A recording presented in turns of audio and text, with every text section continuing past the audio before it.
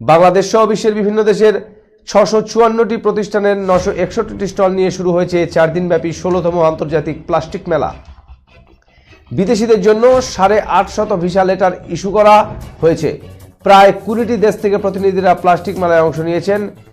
এসব দেশগুলোর মধ্যে রয়েছে ভারত, চীন, Taiwan, Bangladesh, Belgium, Vietnam, Indonesia, দক্ষিণ কোরিয়া, ইউকে, ইউএসএ, সৌদি আরব, Hong Kong, Italy, Germany, Japan, Malaysia, Austria, Singapore, তুরস্ক, সংযুক্ত আরব আমিরাত উল্লেখযোগ্য।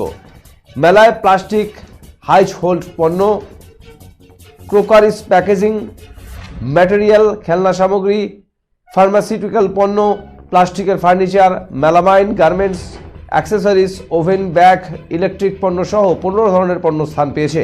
একই সঙ্গে বিভিন্ন দেশ থেকে আগত প্রতিষ্ঠানগুলো বিভিন্ন ধরনের প্লাস্টিক পণ্য উৎপাদনকারী মেশিন ও ক্যাটালগ প্রদর্শন করছে। বুধবার ঢাকার ইন্টারন্যাশনাল কনভেনশন সিটি বসুন্ধরায় শিল্পমন্ত্রী নুরুল মজিদ মাহমুদ হুমায়ুন এই প্লাস্টিক মেলার উদ্বোধন করেন। বাংলাদেশ প্লাস্টিক পণ্য প্রস্তুতকারক ও রপ্তানিকারক সমিতি এবং ইয়র্কাস trade and marketing services company limited যৌথভাবে এই মেলার আয়োজন করেছে।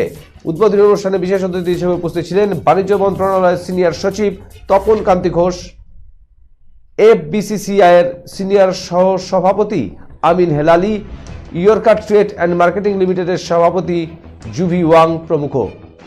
ঢাকা থেকে হাবিবুর রহমানের রিপোর্ট।